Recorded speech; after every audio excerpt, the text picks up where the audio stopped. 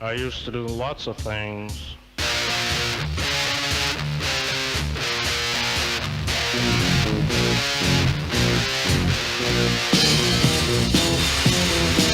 I used to do things and I'd say things and Jesus, I was evil.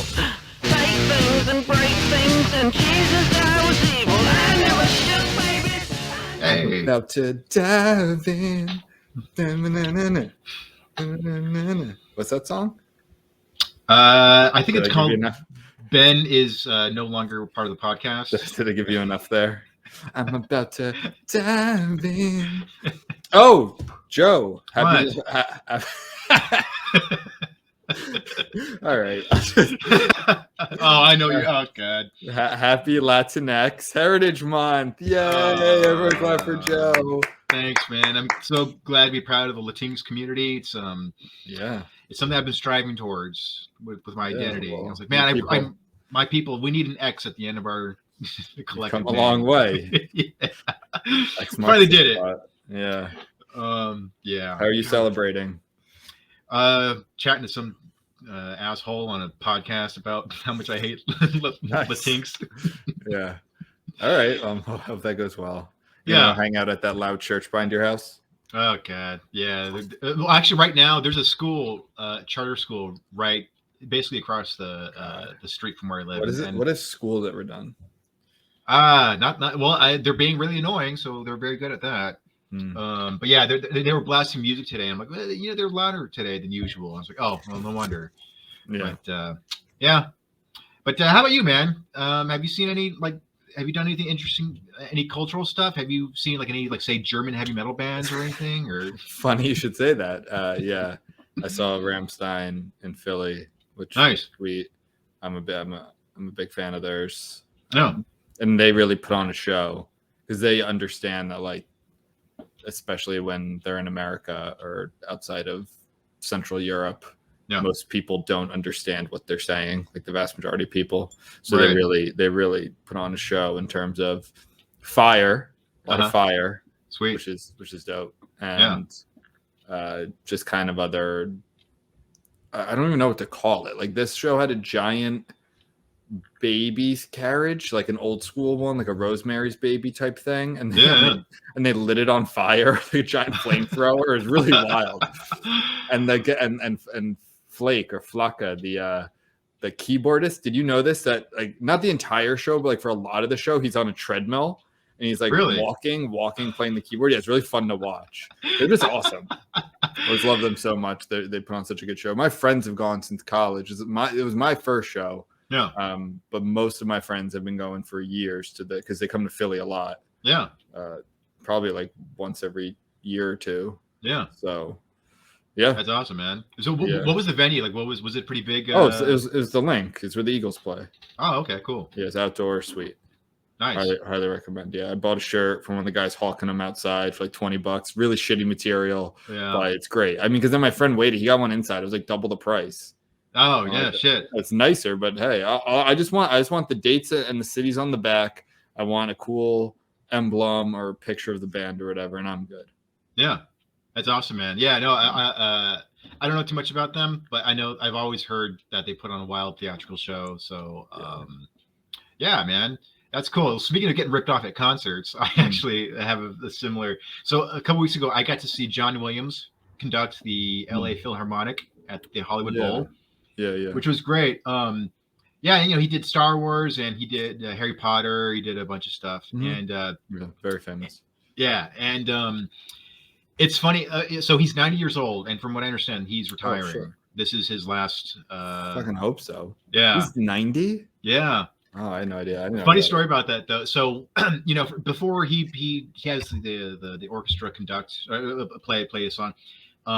He'll do a brief intro, this is from this movie and blah blah blah. And at first I was like, oh, he sounds pretty good for a 90-year-old guy. He sounds pretty clear-headed and everything. But when he starts describing the movies, he starts getting a little he starts forgetting a little bit. So he's talking about so they did some selections from Harry Potter. Mm-hmm. And he goes, so this we're gonna do a couple of selections from Harry Potter. One is for Hedwig, which is an owl in the movie that delivers mail from the Muggles to the Wizards. I'm like, okay, I guess, yeah.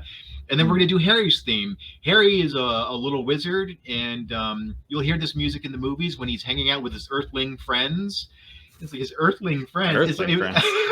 He's not an alien, but Yeah, he's like a fucking Diane Feinstein over there. Yeah, he's 90. He's earned it. But yeah, it was more adorable than anything. But the orchestra sounded great. But I got ripped off though. So so when my friend and I, when we're leaving the concert, I was like, dude, like since this is the last thing, I want something to commemorate it. And so there were a few booths that were selling, memorabilia and souvenirs and stuff. And so they had posters, and it was a pretty cool poster. It's like this cartoon, like close up of a conductor, but the conductor's wand or the baton is like in the shape of like a lightsaber wand. Oh, a lightsaber. Oh yeah. So it's that'd be pretty cool. So I go, and it's not even a big poster, like a very average size poster. I thought it was gonna be like $15-$20. It ended up being $54, dude. Did you buy it? Yeah. Why did you just not buy it? Because we were in line for like 20 minutes, and it was like they didn't tell us until we got to the cash register. So I was like, all right, whatever. But yeah, all right. Well, did you put it up? No. Where is it? It's preserved somewhere. All right. No, I want to get I want to get a nice frame for it. It is pretty cool. But one cool thing is that he did play music from the new Indiana Jones movie. What new Indiana Jones movie? There's a new one coming out next year, I think. Is there really? Yeah. Wait, with Harrison Ford? Yeah. And that the Fleabag chick. Fleabag. Yeah, she's that British chick from the Fleabag show. She just blew up out of nowhere the last few years. But anyway, she's good in it. What about? Are they just forgetting about the Alien one? It's right now. It's tentatively referred to as Indiana Jones 5, so I guess that's still part of the series. No, so that one was like turning it over to what's his name? Shia LaBeouf. Shia LaBeouf, yeah. Yeah. Now he's not in this one, so I don't know. Didn't he go through something recently? Some like breakdown? Possibly. I saw him on a bishop's podcast talking about religion, so maybe like was it a religious thing? Is he like a priest now or something? I don't know. There's a lot of issues. Yeah, which seemed odd to me that he would be on a religious podcast, but I feel like that's pretty common. It's like one of the routes that you can go as like a child actor. Like you can go hard into drugs, hard into religion, hard into porn or something like that. It's probably one of the better ones to get into. Yeah. But so anyway, you see Honey Boy? You ever see Honey Boy? No, I haven't. Oh, it's weird. It's kind of cool. He plays his father. It's like very much about his life, but so like a kid actor is playing him and he plays his father, and they would schlep to auditions and like I think he'd do like TV shows, and they lived in a really like grungy motel. There were a lot of hookers and drug dealers and stuff like that, and sounds cool. It was a good movie, yeah. But you can see very much like where it's coming from, like where he's coming from, and I think he has some trauma from back then. Yeah.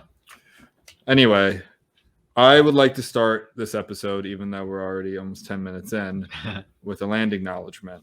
Yeah, okay. Or an air acknowledgement, like usual. And I say this because I heard, Joe, for the first time in my life, a real-time land acknowledgement. Oh, really? And it was fucking exhilarating. Really? It was so wild that I can't divulge what it was. Not for my job. Okay. And it was real though. It had absolutely nothing to do with any sort of Native American rights or anyone's rights or any sort of civil rights. I didn't say what kind of business it was, but it had nothing. I don't think a single Native American person was there. And it was so wild to hear. It was like seeing something in the wild. Right. And I was like, oh my God, it's happening. Yeah. And it was really, I don't know how to explain, because it's like, this is insane that this is how some people actually think and like conduct their business. Right. And I felt like satire. Yeah. Like it felt like this is why satire is dead, because real life is more satirical than satire. Right. It's whatever that, it's beyond satire. So, I guess it's not a great story because I can't give too many details, but it went on and had nothing. That's like, so pick any business, take any like media business or anything, any startup, anything you could think of that's absolutely nothing to do with law or civil rights or anything like that, or even real estate. I could see a bunch of like real estate agents or something like talking about land acknowledgements. Would that, at least there would be like some tenuous connection there, but here it was nothing. And it was really exciting and fun for me to actually see that for the first time. So I've only seen them on like Twitter or YouTube or something like that. But how long did it last? Like way too long. Much longer than it should have lasted. Considering it shouldn't have lasted at all, it shouldn't have happened. But it lasted so long. It's so preachy, and again, it doesn't make any sense. I'm not going to get into a whole like colonialism tirade here, but like it is infantilizing and ahistorical to think that Native Americans or indigenous people at that time were not fucking each other up. They were raping and killing and maiming and enslaving each other. Like it's not like I think we have this view of the natives as like picking berries and having sex and just like smoking peace pipes. And it's just not true. Like none of that is true. They were warriors. I think that's where the term warrior comes from. They had tribes and armies and confederations and slavery. And of course it wasn't racialized because they were all quote unquote the same race. But it, like, if one tribe destroyed another, they enslaved their men and women, or maybe executed the men and enslaved the women. Sometimes maybe that didn't happen across the country. I don't know, but it's really funny because I think someone called out one land acknowledgement once where it's like, you're acknowledging the wrong, like this tribe took it from my people. And they were there first. I was like, no, it wasn't like natives crossed the Bering Strait or whatever. They weren't natives at the time. Like Asiatic people crossed the Bering Strait over millennia, and then just like didn't change where they lived or who they associated with until Columbus landed. Like they warred and conquered each other. But anyway, it was really fun to see in real life, and I just wanted to share that with you. That's funny, man. Yeah, it's interesting too because like there's no way you can do it in a way that will appease all of the wokies, because like you brought up, it's like, well, we can't just like say that we're doing this to pay tribute to all Native Americans. Like this is also this tribe took it from my tribe. It's like, okay, then you got to represent every single tribe, and it's like it just gets like there's no way. A lot of crit arguments, and like it fails basic logic, like you'd have to go back so far, and then it's okay, well, if I'm a Christian in Syria or in Iraq or like Christianity was in all those places before Islam. Christianity predates Islam by 600 years. Okay, then what about the Jews? Well, the Jews were there for 5,000 years before everyone, so they have a right in a lot of these places. They're like, okay, where's my land acknowledgement? And then you can keep going back and back and back, and I just listed like religions, not even people groups that could make the same argument. So it's very silly. I remember when we were talking about the Oscars thing a few episodes back, and or maybe it was the Gina Davis thing. Anyway, it was just a bunch of celebrities, and they were having some big luncheon in Beverly Hills, but they opened up with a land acknowledgement thing. And it's just like, fine, just donate money to a Native American cause, like do something. I was like, give up your land. If it's a land acknowledgement, go find people from that tribe and let them live in your house now. Like that. It just cracks me up. It's like we got a bunch of millionaires sitting in one room, and we're gonna just kind of jerk each other up. But before we do that, let's do something progressive for 5 minutes, and then we'll get to cheering each other on. That's what it is. It's a way for them to feel less like it's all about them. It has nothing to do with the people. I mean, whatever group you want to talk about here, the land acknowledgement, it's nothing to do with rectifying any of that. It's so they feel better about themselves and their life choices. But so we'll count that as an air acknowledgement. We are breathing colonized air. I just like to say that on the show before we start. Do you want to get into the Nazi jar? Oh yeah. Should we get into the Nazi jar? So it's a little late. We had some technical difficulties, everyone. We tried recording last week, and Joe lives in a shithole state, and that fails in basic utilities infrastructure. So we had to stop. It's Mad Max out here. Yeah, I don't know. I honestly don't know why you live there, but we will. I'm kidding. I know why you live there. Yeah. You love Because I love Mad Max. Oh. No, I actually appreciate your love of LA. I really appreciate. do. Thanks, man. I Yeah, appreciate my love of LA too. Yeah, I appreciate it. I think it's gonna hurt you one day because it's a terrible place. But no, I'm kidding. I liked LA when I was there. Yeah, it was fun. So anyway, we have some Nazi jar updates. Yeah, we haven't done the Nazi jar in a while, so I want to clarify. This is a jar. Let me pull it up. It's like an old in here. So it's the Hitler, Nazi, or Holocaust jar. Usually, it's. I mean, they all get kind of used interchangeably, but it's for when people, no matter who they are, make really poor comparisons of anything contemporary to Nazis, Hitler, the Holocaust, whatever it is. And this, by the way, this is bipartisan, cross the political spectrum. I mean, there you had right wingers saying Holocaust type things about COVID vaccine passports, and that sort of stuff, which I agree with their sentiment. It's one of my most libertarian views, but it's not the fucking Holocaust. And then you have, of course, how many years did we hear Trump is Hitler or worse than Hitler? Some like I can't even begin to argue that. So again, it's bipartisan. Here, actually, this was more right wing. A couple of weeks ago, Joe Brandon gave this talk where they're really leaning into the Dark Biden thing. And it was really, it had to be intentional. If you saw this speech, it's all like black and red, and there's soldiers, Marines, I think, in the back. It was very much reminiscent of, if you've seen V for Vendetta, like that color palette. Lots of hand wringing, kind of like Dwight Schrute at the podium. If you watch The Office. And a lot of people compared him to, of course, Hitler, saying this is, Nazi like propaganda, or reminiscent of the Nazis. Which it just, I mean, it's silly. It's a silly comparison to make. I know. I just compared it to V for Vendetta, which is an authoritarian state, but that was more. That was even more so dystopian. Much. The soldiers marching in the streets, and it was very racist and bigoted and all that. So here you had some guys. So here we have Cernovich, you owe $1. And by the way, I message all these people, or I comment on their.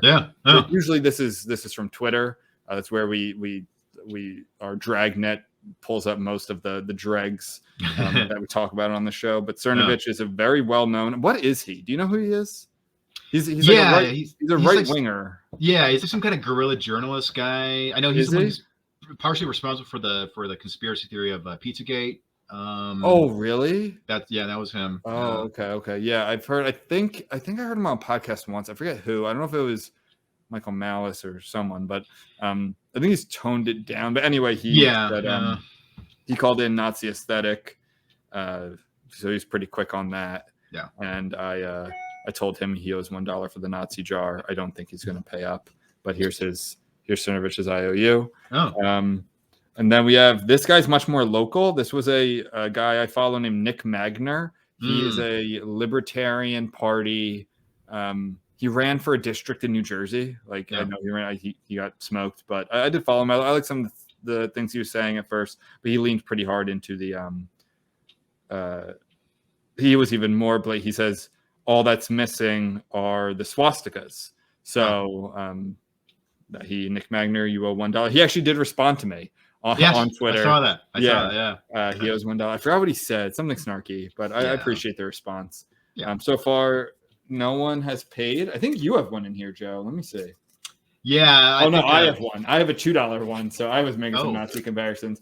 I don't know. I've written 3 articles comparing wokeness to what the Nazis did to artists. So I guess put me up for $3. Yeah, okay. I have one here that I signed. I just have an IOU $2. I don't know who that is. That might have been you, actually. Oh. I'm gonna attribute that to you, because this is me. I signed mine. Oh. On January 6th. Oh shit! On January 6th. Oh. Oh no! Oh, it's January 6th of this year. It wasn't. Oh, January 6th. Anyway, so that's a Nazi jar, everyone. I push hard for our segments because I think they're fun. Yeah. And my girlfriend said when I told her about our merchandise, like, please just don't put Nazi jar on anything. The Nazi jar is funny. People, it's after you explain it, it's the opposite of what people think. Right. It's very anti-Nazi. It's that the Nazis were so horrible that in comparison to them is stupid. But still, I could see people having a problem if it's like the Nazi, like they start seeing Nazi stuff on our apparel. But at the same time, any controversy is good controversy, or I guess what's the word I'm looking for? Any press is good press, or I guess any press bad press is still press, something like that. I don't know. It reminds me of the Red Scare pod. Those girls, they did these awesome shirts I don't think you can buy anymore. They're really controversial. So they had, like the ISIS logo, the Arabic, and it was black and white, right? Like the classic ISIS. They did that, but they had like their podcast name, but in the Arabic looking script, it said it wasn't in Arabic. So it wasn't like, okay, well, if you could read Arabic, you would know. Like, no, it was in English. It just looked scripty, like Arabic, and it had 2 mud flap girls on it that were like kind of buried in it. It had nothing on there about the Islamic State or anything like that. It was just the same color pattern. And they got a lot of heat for that, but it was very, they got a lot of press for it too. And the last one I remember, the same thing, it was really great, was there was a gay pride parade back in 2014 when Islamic State was big, and they had a flag that at first you go, holy shit, they have a Islamic State flag at a gay pride parade, your wires are crossing, but really it was all like dildos, penises and stuff, like making up the words and dildos, and it was very funny. So we're making Nazi jar shirts, everyone. I just decided. Should be great. Getting back to the Nazi jar thing, though, it's particularly interesting to me whenever a right winger does it. It's still just as cringy. I mean, because like you said, we've endured 4 years of that with Trump and Trump administration. But when the right does it, it's just like, so. For example, Dinesh D'Souza, he did this a while back. It was when Greta Thunberg first became big a few years back, and he compared her and the Democratic Party's love of her to like during what he claimed. I don't know how true this is, but people like posters from World War II from like Nazi Germany of like a small like redheaded girl in pigtail or in braids, and it was meant to look very like, oh, like this is what we're supposed to be like. Just it was very sweet, innocent time. That's what the Nazi Party is trying to achieve, sort of thing. And so he was comparing the left's embrace of Greta Thunberg to Nazi propaganda, and it's like, oh, come on, dude. Luckily he got ratioed pretty bad, but it was like, oh, dude, like don't. These things are completely different, dude. Like, well, Dinesh D'Souza is a crazy person. He is not a credible person. Right. So I wouldn't give him too much weight, but he actually does. He does have a lot of. I guess he has a lot of sway. He has a lot of. He's been around. He's been doing this for a while. Influence, but he's a crazy person. Yeah. Should we go on to the next segment? Yeah. You want to lead this one? You wrote a whole thing about it. Yeah. This is Jamila Jamil, or Jamil. And what is Jamila Jamil on this episode? Oh, she's been Robocopped of the week, or whatever. Robespierre of the week, Joe. People, the segments are good. People like the segments. Yes, I've been getting a lot of hate mail about them, so we'll keep doing them. No, but that's all she's from me. Exactly. Rose Bowl of the week is Jamila Jamil. So I read an article about this on Medium. It's been a while since I've written much on Medium, so it's good to get back into that. So she's gotten in trouble. I've got the tweets here. I accidentally misgendered someone who was rude to me on here because I did not know they were NB, as in non-binary. I instantly corrected myself, but nobody reads your bios, people. Please include your pronouns in your name on here to prevent misunderstandings/offense if it's important to you. Obviously, sorry for making this innocent mistake, but if we don't do more to prevent this mistake, it will likely keep happening, which is bad for everyone. Put pronouns in your names. I've just done that with mine. It took 2 seconds. So if you go to her Twitter profile, It says Jamila Jamil, she, her. In case it wasn't fucking obvious. It's in the article too, yeah. But she got, she's always been very woke. I believe she came out as queer a few years ago, but she didn't. Why not? Yeah, exactly. Yeah, but she was dating a guy at the time, so I don't know, whatever. I still don't know what queer is. Yeah, I don't know what it means either. Is it like, I saw a guy with his shirt off and I admired his abs? It's like, am I queer now? Yeah. Like, oh, all right. Well, I had his cum gutters, and I was like, hey, I appreciate that, fella. Yeah. Keep up the hard work. But so her gentle recommendation that everyone on Twitter, every single person on Twitter puts their can I stop you real quick? Yeah. And say, I assume that everyone was very understanding and took it and saw her where she was coming from and was very respectful about this. Am I right? Yes, absolutely not. She's a very woke person, but that's not good enough for the woke. They just ripped her to shreds. Never is. No matter how much of an ally you are, no matter how queer you claim to be, that will never be good. No matter how many rainbows you put in your name, that will never be. I'm the queerest, apparently. Of the two of us, yeah, apparently. But, definitely the two of us. But the tweets that the responses are pretty hilarious. Here's one right here. I'll read a couple of them. Dear trans people, Jamila Jamil has issued a decree on how not to be transgendered. Let us all now obey our Let us all now obey our cisgender ally overlord. Annoying.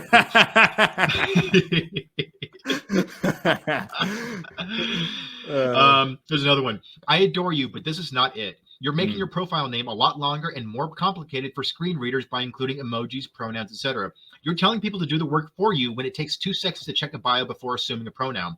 If you're not sure, either check and or use gender-neutral pronouns like they, them. Don't blame the person you misgendered for your error, and then encourage people to make their profile names less accessible. Geez, like they just want everyone to do so much fucking work for the most like basic human interactions. This is like one of the most online things that's ever happened. Like this isn't real life. Like I can't believe this is real life. When people talk about like Twitter not being real life, this is the exact sort of thing. Because unless there are some really out there people, probably on some college campuses, who literally wear their pronouns on their sleeve, like literally wear a button or something, you don't know. There's no bio. There is no name. Like so you do have to use it. And like they, them, I mean, until very, very, I remember when I was in law school, which was not that long ago, people were talking about they, and the professor was like, they is plural. Like they is not a singular pronoun. Right. And I don't know if that's still the case, but I mean, this isn't how, the real world works. Right. Now, why is she Robespierre of the week is because she obviously is a hashtag ally and is a hashtag activist and is hashtag queer herself. Yeah. And she's getting raked over the coals. So like you can't, people talk about a social credit system. Yeah. But I actually don't really know if that works in these sorts of situations, because you could be right. You could be on the right side of the argument, whatever it is, or on the issue, or on the current event 99.9% of the time. But you step out of line, you're getting your head cut off, like Robespierre. So that, they'll always come for you and don't apologize. And here's the thing, we always end up defending people who like would not defend us. Like she would not defend us. Like she was totally rational and reasonable here. Yeah. And she actually goes and takes, she does what do they say? Doing the work or changing, she puts them in her, she's walking the walk by putting her pronouns in her name, so people don't assume her, even though she's famous, because people would say that. Yeah. And still, they come for you, and I love it. Yeah. I love it. And there are some hilarious interactions here. I'll read a 3-tweet interaction here. It's so fucking funny. I know one of these people deactivated their account or locked it for a bit. So one person responded to her tweet imploring people to put their pronouns and their names on Twitter. This one person said, "For what it's worth, the Black community has asked that we use NB." So NB is spelled out ENBY for non-binary people, as NB typically means non-Black. I only know this because someone corrected me a while ago, so I try and share the info. So this goes on, but it's like, okay, so Jamil's like her attempts to placate the trans activist mob is now starting to piss off the more radical Black activist mob. And then somebody responded to that tweet saying, "Folks just need to be careful because some non-binary people find NB to be infantilizing and really dislike it. Been told off a few times for using it. When in doubt, use the full non-binary." So it's like actually spell out non-binary. And then somebody responded to that. "Isn't the term non-binary hurtful? It implies there is a binary where in fact there is a spectrum, which technically means everyone is non-binary." So, if the technology existed where we could take that Twitter interaction, put it in a syringe, and I could inject that directly into my bloodstream, I think I would just die from stimulated overdose, like from stimulated overdose. There's a higher chance of dying from that than from like a speedball. Like it's just like I would die a happy man if I could just inject that right into my veins. This is a contest of stupidity. It's just like I'm going to try and be more radical. No, I'm the more radical one. No, I'm the radical one. That is one of the biggest critiques from people like on the left. Like, I listen to a lot of left-wing podcasts, and I'm in quote unquote left-wing spaces. And that is one of the biggest critiques, is that it's constantly establishing borders and shibboleths. And there's a cachet to being the most radical. Like, are you using the most up-to-date term? The one we always talk about that now is even kind of old is like, now it's unhoused instead of homeless. And not that long ago it was hobo or vagabond or bum or whatever. Like, and now it's going to be another thing this time next year. I was thinking of something like the lacking of roofs or something, or doesn't have a mortgage yet. So, I mean, that is one, and they're constantly, and I think this is a small segment of the activist class. If you want, I mean, I use I should say hashtag activist, but they are like, they eat their own. It's the snake eating its tail. Whatever that term is from some Eastern religion that I'm not that familiar with. Intersectionality is such a great way to describe this, though, because it is just like it is like I see it as like an intersection, right? Like an actual like road intersection. But like all these ideas of like far left, like right, like ultra left wing activists just like crashing into each other. Just like, you trans people want this, but that's colliding with feminism now. But you can't say NB because NB stands for non-Black, and so it's just like Joe, we have a term for that on this show. It's called an intersectional pretzel. That's right, and that's exactly what it is. And I love it. I think they're so fun. They're delicious. And I mean, I feel like a few of the ones we've had recently were this exact thing. It's either usually a three-way. It's a devil's three-way between Black Twitter, we should say, because most of this is on Twitter. So I'll say like Black Twitter. Is it? I don't even know. Disabled Twitter, is that a thing? Like disability Twitter and trans Twitter. And it's and it's a lot of times over language and terms. And right now it's wild to me that if we're looking at the pyramid, the victimization pyramid, on top, I think right now is trans, and not even trans. I shouldn't even say trans. It's not trans. It's gender. It's gender Twitter, because I could say tomorrow I'm non-binary or I'm queer, right? Without having to prove anything, without making any changes to my body or who I sleep with or date or whatever like that. And I'm all of a sudden at the top of the pyramid, which is really wild to me. I hate the pyramid in general. I don't think it should exist. I think there are many other factors except for these very hyper-identitarian ones. But if we are going to look at it in this context, it's crazy to me who's winning. It's gender. I mean, like, you as straight white male, like, you can just call yourself queer or NB or non-binary, and it's like, oh, I'm so sorry, you're one of us, aren't you? And I could just make up pronouns. These are my pronouns now. I'm Z0. And if you don't use it, you're a bigot. And in some countries, you can like get fined or something. Like I just make them, I just change them. Yeah. I just change. Today, I feel like being a they them, she they, which doesn't even make sense within the context of it. I hate when they do that. Like, why is it like because he, they, she, they? Because it's different. It's fun. It doesn't have to make sense. It's not about making sense. We threw rationale and logic out the window a long time ago. That was defenestrated a while ago. It's just because. It's because people still like. It's one of those self-fulfilling. It's not self-fulfilling prophecy, but it's a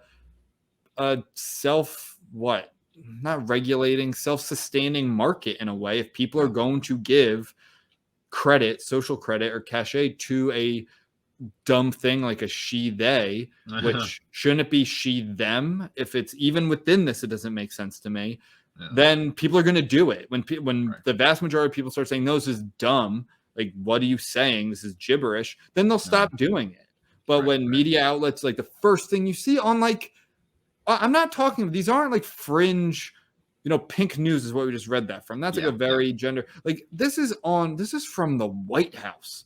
This is from like made like the military, where it's the first thing you see is first trans, first non-binary. It's like, well, what about I don't give a fuck who Kristen Sinema is, whose legs she's going down between, a guy's or a woman's. What legislation is she passing? What corporate interest is she cozying up to? I don't give a shit that she's the first queer woman in the Senate. Right. But that's the first thing they put every time.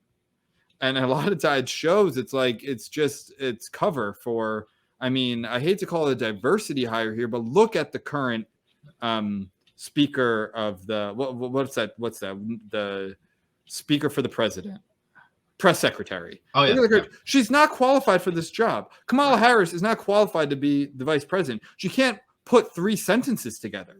Yeah. I mean, she probably was a great lawyer, but it's shocking to me how bad she is at her job.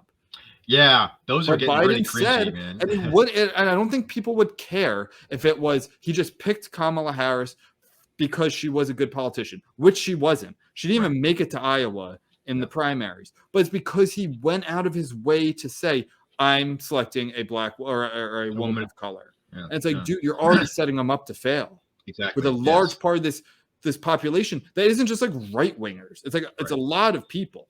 Right. No, and this is a great segue into another topic. Let's do it. Which is about forcing diversity and inclusion into fantasy films and projects and TV shows. You want to talk Lord of the Rings, or you want to talk Little Mermaid, or? I think we're gonna get to Lord of the Rings, Little Mermaid, and Game of Thrones. Probably the shortest for Game of Thrones. So you pick. All right. Well, because I'm probably gonna write an article on this, the Little Mermaid thing. Okay. So on the one hand, I understand people who dismiss the whole controversy and are sort of like, yeah, it's a movie about a mermaid, but what's the big fucking deal? Yeah. I can if this rarely happened, I could totally adopt that mindset. But we all know that Disney is super woke. If I was a betting man, and I'm not, and I would still bet that that Disney specifically picked a woman of color to play Ariel because of diversity and not for creative reasons. It's like, yeah, take my life savings. Like I bet I'll fucking take that bet. Disney has been very, very explicit in all of their different so it's like Disney, Pixar's talked about diversity, Marvel, Lucasfilm, like they all have their own diversity inclusion initiatives. So well, as long as Pixar keeps making moms with dump truck butts, I don't care what color they are. But it's and what the woke are doing now, like they're making it very easy to make it seem like people who complain about this stuff are racist, and like it's so dumb. Like, sure, like I'm sure that there's some dumb white supremacist asshole who's like, yeah, I'm tired of seeing black women, blah, blah, blah. But it's like, no, this is like, I'm not upset about seeing a woman of color on screen. I'm upset that a major studio thinks it's important to cast on the basis of race. That's what bothers me. Yeah. So my opinion on this is, well, one, the Little Mermaid it's a Danish fairy tale. Hans Christian Andersen, Yeah, not that there aren't Danish black people. In fact, I'm reading a book right now by a Danish black guy, Free Speech by Jacob Machungama. Yeah, he is he's half Danish and half, I think, like whatever the demonym of Comoros is, right, which are islands of Africa. But he's very much black, like he's a black man. So they do exist, of course. But this was a Danish fairy tale from the 19th century, maybe, right? Yeah, probably something like that. Yeah. So like the fact that and it already had a movie where Ariel's obviously fucking white. There's a statue of the mermaid in Copenhagen, which is, it's not white, but whatever it is, it's clearly not a black woman. So I don't like, and I'm going to get into more of the whole, it's fantasy. It doesn't matter what they are because mermaids aren't real. Yeah, but that's not the point here. And that actually logic doesn't work in the other things we're going to talk about. I think more in Lord of the Rings and Game of Thrones, the logic's even worse. But here, I don't think it's people being pissed off that it's like, it's a black. I have no idea if Haley Bailey is a good actor or singer. I don't like her name. It's annoying. We all know what you did. You sounded, because it sounds like Holly Berry, right? But like that Holly, like I even get, it confuses me, and I don't appreciate that. But anyway, it's that you're changing something that was like, if you, and I've said this since our probably first episode of this show, and I've said it back when, first of all, this was announced pre-COVID. I remember talking to coworkers about this when we were in the office pre-COVID. So this has been announced for a while. And my thing is, one, it's fucking lazy of Disney and all these groups to just change the actor or gradient if it's animated and some, maybe some features, instead of just creating something new for this culture, for this people group. And that, and when that does happen, it works really well. Look at Black Panther. Like Black Panther was at the time the most successful Marvel movie. I don't know this stuff very well, but like kids loved that. It was original, like and it was empowering and it was cool because it wasn't just taking Captain America and making him black. Like it was creating same with Princess and the Frog. Like that was it was about New Orleans and Louisiana, and it was a black princess. I get that they're like almost all the princesses are white. So it's not that, okay, no, we can never have a black princess or a Asian princess. It's like, no, create its own thing.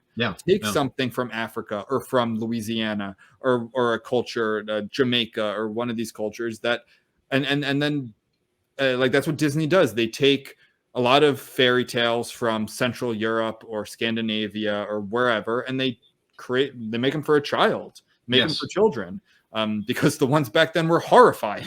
Like Brothers Grimm tales. So I think that's what people are pissed off about. And what you said in the beginning, I agree with. It's because it happens all the time. It's like, it's not just was the first time and there was some different, oh my God, like did you hear? They're making the Little Mermaid black. They've never done this before. Like, no, they've been doing this for years. They've been taking things that are white and making them non-white, and it's lazy. And they're trying to have their cake and eat it too. And honestly, and we're going to get into, which you knew, because I tagged you in it and you were like, oh, I'd seen this already. Like black people don't like that. Like a lot of black people don't like this. They said the same sentiments. They're like, no, like we have our own stories. We have tons of African folklore is rich and multifaceted and comprehensive, and we can make stories from that. Same with African American, and it's like, I'm sorry, I'll say this again, and this is the biggest compliment. There's no more overly represented group in American culture than black people. It's the most overly represented. They make up 13% of the population. They are a majority in athletics, probably a majority in music. Almost all American music has some connection to black culture.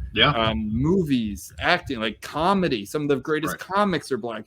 Like literally, Dave Chappelle, Richard Pryor. These are like some of the godfathers of generations of comedy. So it's like it's silly to me that this is the angle that they're going. If you want to do native or Asian or whatever, that I get a little more, but not black. So anyway, to end it on the Little Mermaid, it's lazy. They want to appease.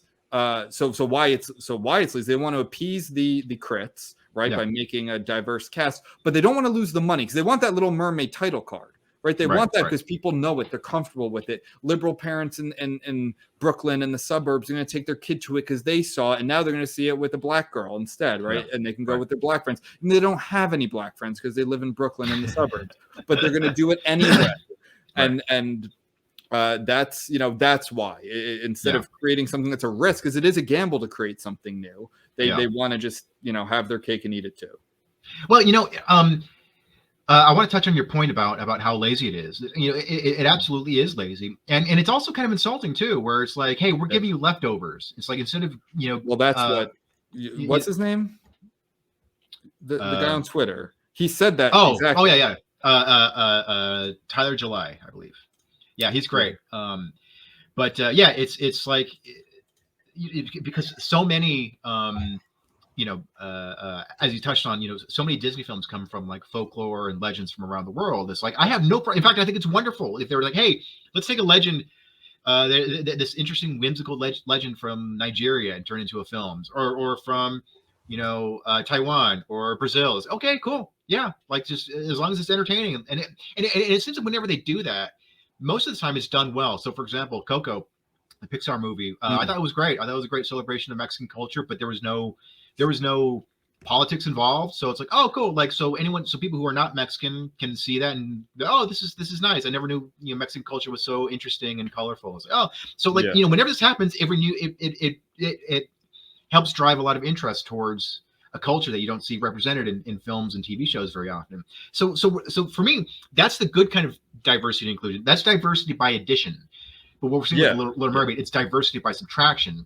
Remember a few years ago. It's a good way to put it. I like that.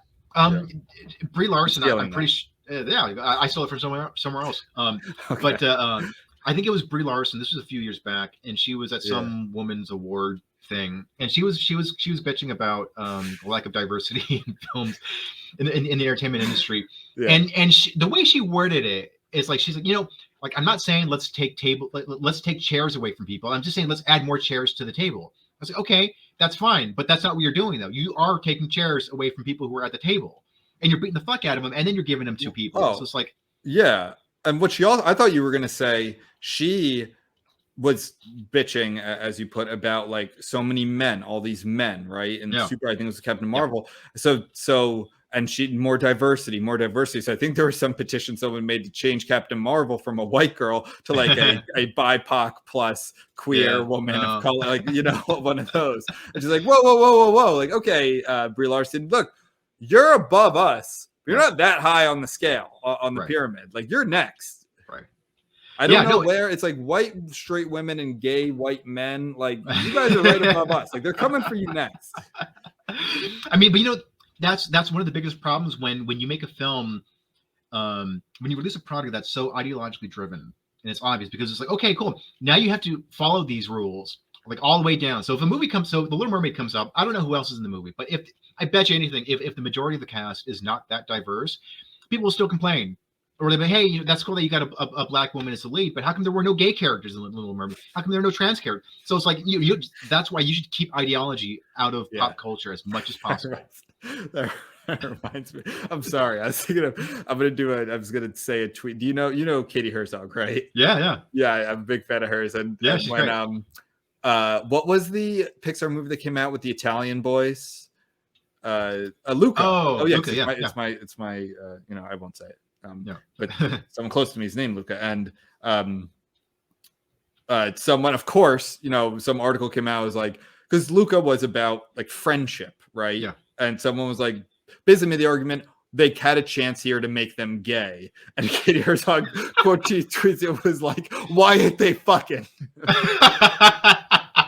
So like some lunatic watched Luca, a nice, beautiful movie that takes place in southern Italy that was about like being different, and they showed that through being a sea monster type thing, and of course all the troubles of growing up, and looked at it and went, these young boys should be fucking.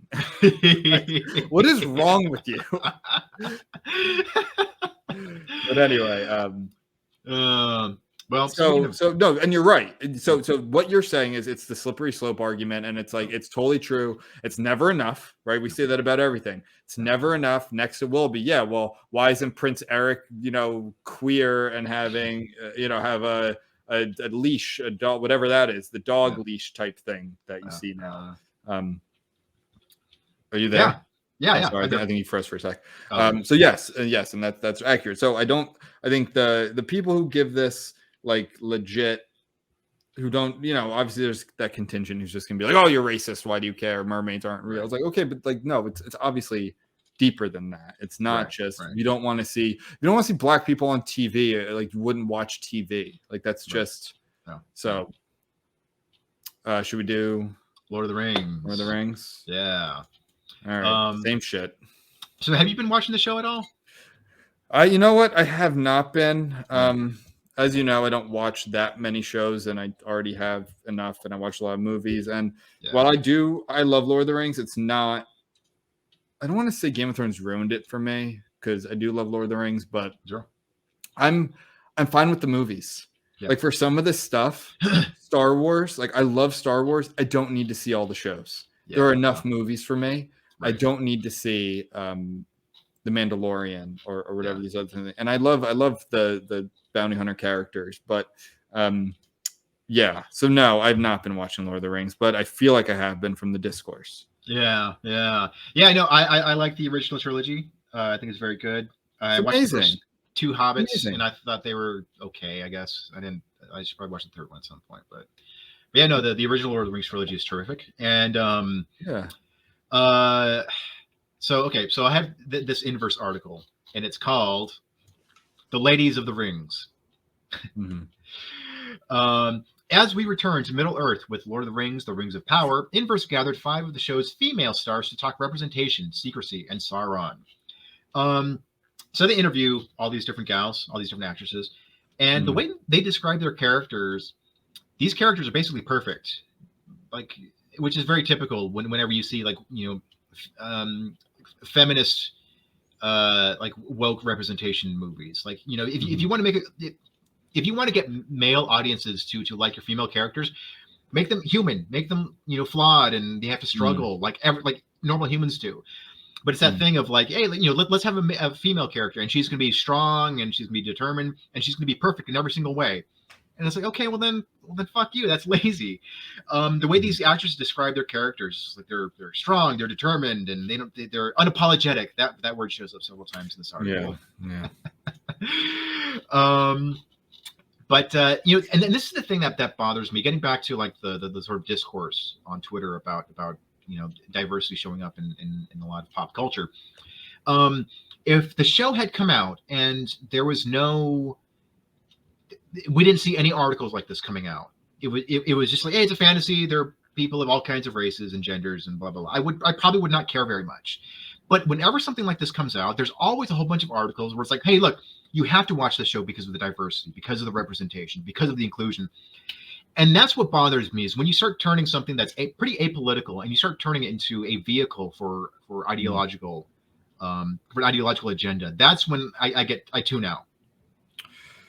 Yeah, I think I subconsciously did that. Like, I think I saw, I'm like, look, it is, there are some that are so, like, obviously one-sided, where, like you said, the characters that are diverse are like perfect. Yeah. And usually it's like the big bad, like, white man or corporation or whatever it is. It's old. And it's not interesting. And it's not how life works. It's not like, a lot of times people who hurt you the worst are the closest to you, or whatever, and who knows, maybe the show is going on. It's only been a few episodes, right? Yeah. So I have no idea what's going to happen to it. I don't care. And I don't like, I think there is a place for gender swapping and race swapping. And I think that's more like, I always use this example. I don't know why it stuck with me, because this was years ago that they were putting on a Julius Caesar. Maybe it was Shakespeare in the Park in Central Park. I don't remember exactly, but I was reading about it in the New Yorker. but it was Malcolm X. Mm. So like obviously it was all real people. So Malcolm X was Caesar, and you know he was murdered and all that. And like so that makes sense. You're taking, and that's been done for. I mean, lots of you know, Throne of Blood is based on Macbeth. That was I think that was a Kurosawa movie, and lots of you know movies have been, you know, like Hamlet is inspired the Lion King, right? So like that's and that so it changes species. So it's not that, it's more of, well, you're keeping this, like that's changing the whole thing. Really, it's not just taking the art and like changing one character or the characters, but keeping the same thing to be diverse. You know, am I making sense there? I probably didn't explain it the best way, but I think you're right. I think this did. I mean, how long can this go on for? Because some places I thought were switching. Like I thought Netflix and Disney, they were kind of putting the brakes on a lot of this stuff. It wasn't, because it wasn't selling in the end. People were sick of it. They don't need the 15th show of the multiracial cast when like it doesn't make, it's one thing if it makes sense. But here, so let's get more into the lore. I don't know the lore of Lord of the Rings as well as I do Game of Thrones. I can really speak to it in Game of Thrones. I'm obsessed with it. I watch YouTube videos on like feuds between minor houses in about Game of Thrones. I know fucking everything pretty much. Lord of the Rings, I don't know, but like, does it make sense for there to be black dwarfs? Like, I don't think so. Right. I don't know. I can't speak to it. But in Game of Thrones, for instance, and we can kind of switch back and forth here. So I want to make my point. There very much are like races, and there are religions, and there are continents and countries, and people look a certain way. Like, and so here, and so what caused here in the House of the Dragon, Corlys Velaryon and House Velaryon. I'm gonna get real nerdy here. You're just like see me at my nerdiest. But like, what basically, if you don't know Lord of the Rings, I'll try and not get too much in the weeds. House Velaryon is a ancient house from Valyria that has Targaryen quote unquote blood. They are the closest allies to the Targaryens. If you know the Targaryens, they're the ones with the really like electric blonde hair. In the books, they actually have purple eyes. They don't do that for the shows. I think it look weird, but they have purple eyes. Like they're white people. And there are black people in Game of Thrones. There are Asian people in Game of Thrones, but they're not just speckled throughout.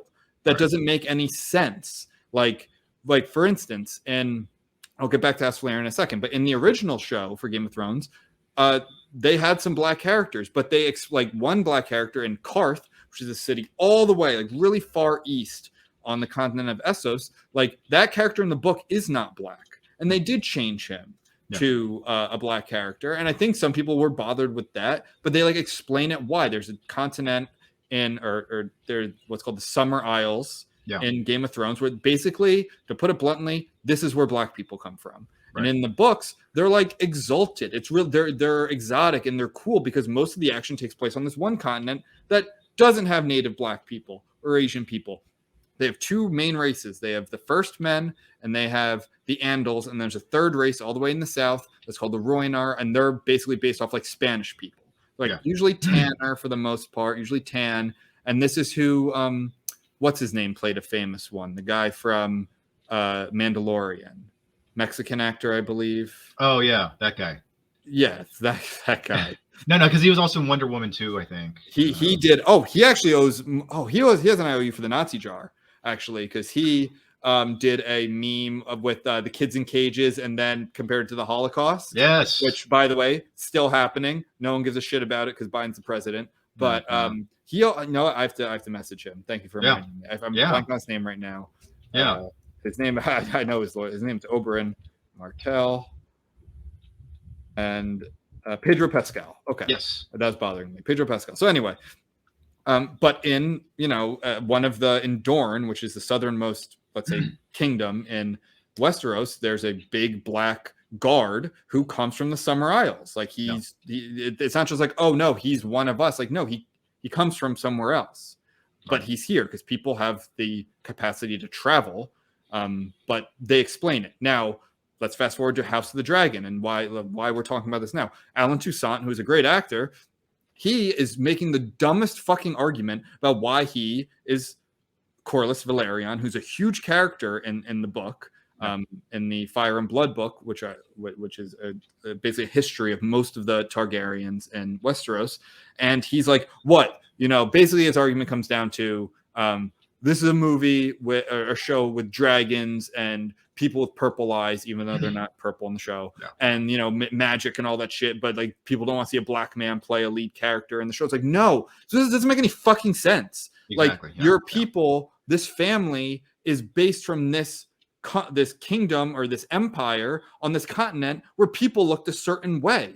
Right. And it doesn't make sense for you to look this way. Doesn't mean you can't be in the show, but this character specifically, where this is a show about bloodlines and alliances and shit, like, it does need to make sense. Right. And no, like, Alan Toussaint could play, they could make their own character. If, like, I would appreciate that more if, to include diversity, like, they just made a new character. They could have made him a badass. Like, exactly, they've done that in the show. They did to make I know I'm getting real nerdy here, but I kind of had this building up. So thank you for letting me just kind of talk about this. Yeah, I'll cut it out. But like, Yara, and people who know the show and the books will appreciate it. Like, Yara in Game of Thrones, not House of Dragon, Game of Thrones, they made her a lesbian. She doesn't exist in the books, and the sister that Theon does have is not a lesbian, but they wanted more lesbian representation, and it was fine, and it made sense, and the actress seemed like a great lesbian character. Right, but this doesn't make sense here, Alan Toussaint. So no, it's not just like, oh, people are okay with dragons and shit, but can't have a black man. Like, no, it's because this is a certain race and a certain family that they're obsessed with pure blood. They literally fuck their brothers and sisters to keep the bloodline pure, and it doesn't make sense for you to be black. It just doesn't. But you're getting paid millions of fucking dollars, so shut up.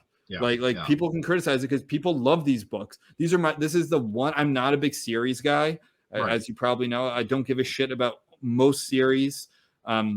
This is really the only one I read, and I fucking love it because it's so well done. It's so intricate, and just to make these characters black. Like, I'm sorry, maybe there's a counter argument to this, but if there was, I would have thought the actor would have brought it up, because he would have found the argument. It's not this superficial, people don't want to see a black man. Like, no, that's not it. Right. Yeah, exactly. It's when it breaks the rules that have largely governed, this fictional world, and it's like, okay, it's obvious that this is about agenda. It's not for narrative reason. If you want to change the rules for the show and like, okay, we're establishing new bloodlines and new families, and so it's okay, fine. You're still sticking to a set of rules, but this is sort of like, I'm really happy you brought that up, actually, because I meant to say that. Yeah, after everything I just said, I forgot that part. Yes, consistency. I always use this example.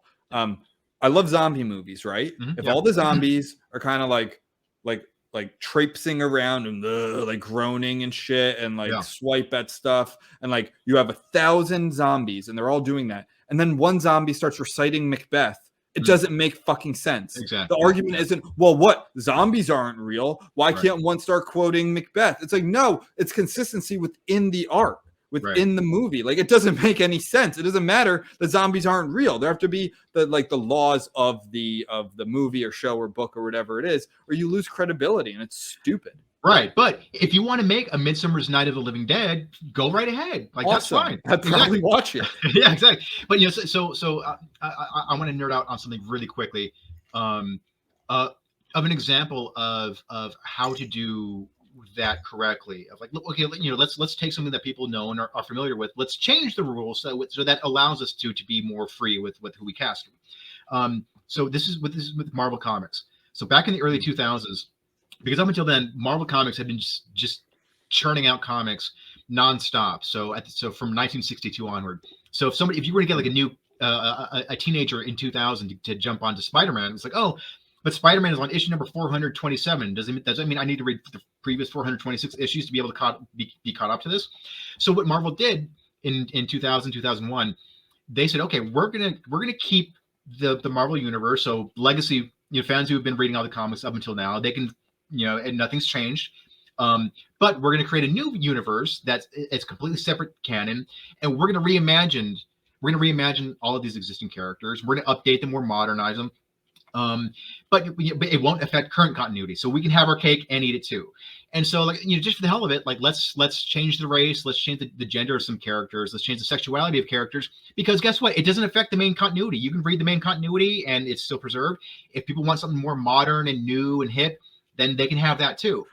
And it worked pretty well. And from what I understand, because this was in the early 2000s, wokeness wasn't really infecting, pop culture as much. So when they changed the race or the gender or of the characters, it was not for diversity reasons. It was more for, so to give it a more specific example, I'm sure you're familiar with in the Marvel movies, Samuel L. Jackson plays Nick Fury. So that actually came from the comic, but originally the Nick Captain Fury from Marvel? the No, Nick Fury, the secret agent guy with the eye patch thing. Yeah, doesn't he lose that in Captain Marvel? Oh yeah. But he's been in a whole bunch of movies, bunch of Marvel movies. But the original Nick Fury was white. But so the reason why they made him black though was the writer who reimagined Nick Fury was like, I wonder if there was a modern day Nick Fury, who would it be? And so he's like, oh, it would probably be Colin Powell, who was the Secretary of Defense or he was some highly decorated military guy. Secretary of State.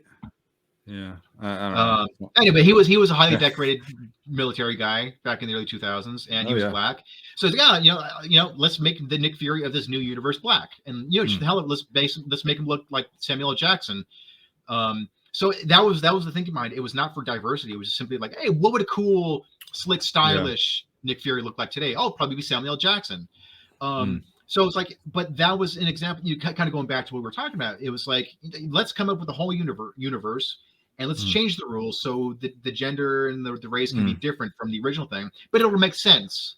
Well, doesn't Marvel also kind of have a cheat code because they just call stuff the multiverse? So things can branch off, and it's like, okay, in this multiverse, these characters are this race, and over here they're this gender, and which would be fine, but they still like, hey, let's kill off Iron Man and then replace him with a teenage black girl in the main universe. So it's just kind of like, but you guys have an opportunity to have your cake and eat it too, but you're like you're barfing on your cake. Are they doing that, or do you just make that up? They actually did do that. Oh, they did? Yeah, they actually killed off Tony Stark, and they no, I knew that, but who they replaced? No, in the comics, yeah, like they and then like a teenage black girl became the new Iron chick. All right, and now they're doing it for the movies too, but like they just what isn't a big I don't know why, but like didn't Batgirl just get totally scrapped? Yeah, like after millions and millions of dollars were spent and filming, and like it must have been so bad.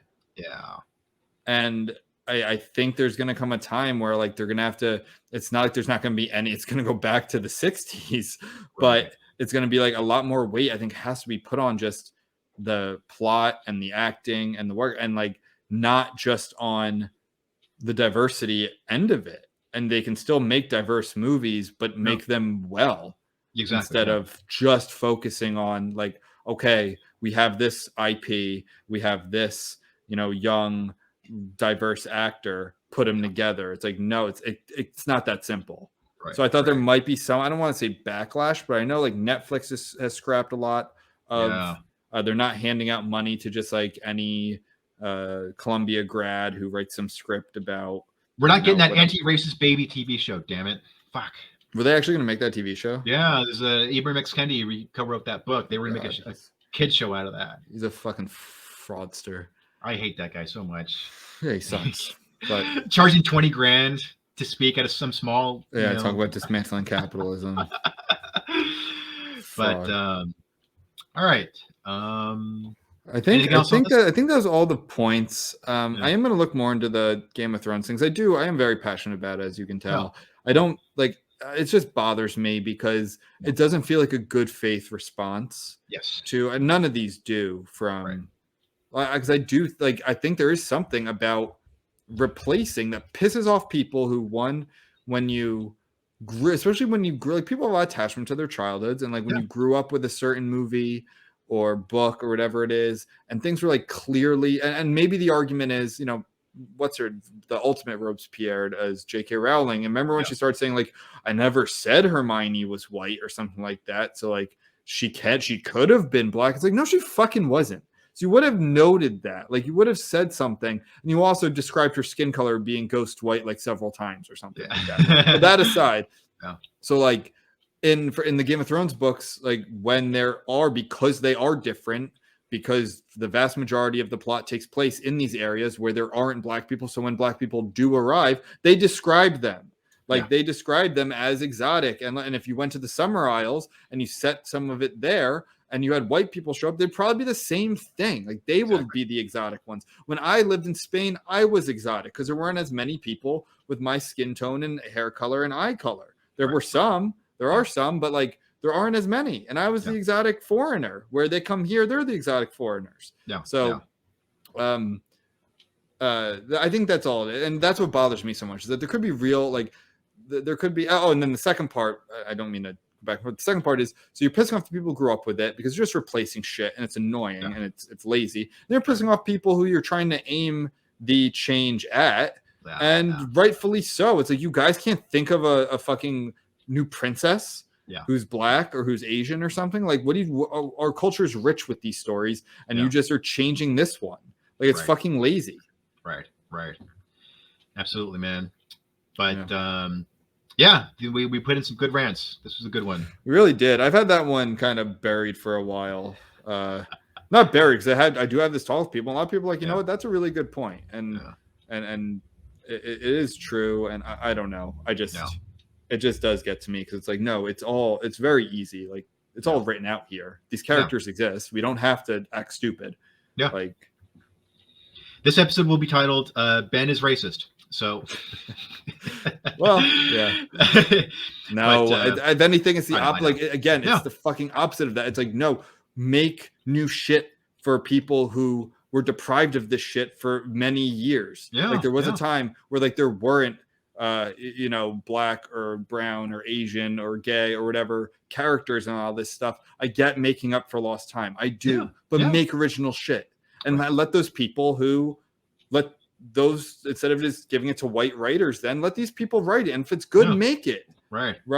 Like, that's fine. If it's not good, don't make it, or you're gonna have the next Batgirl. Right.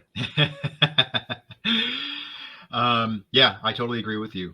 But it's not like Hollywood's has ever been very good at originality. So, all right, man, this is fun. Yeah, I guess. Your idea of fun. No, I'm kidding. It is fun. I love it. Yeah. All right, everyone. Ben, stay reckless. All right, stay reckless, Joe. Oh, and go sign up for our Patreon, everyone. Yes. Oh yeah, real quick. I forget. Yeah. So hopefully by the time this episode comes out, we will have a larger social media presence. How's that like gonna happen? Well, just with Instagram, Twitter, Facebook, like, we're gonna be much more active on social media very soon. I was trying to get this the social media plan done, like, weeks ago, but then the fucking power kept going out, and then it turned to Mad Max land out here, so I just kept piling up. So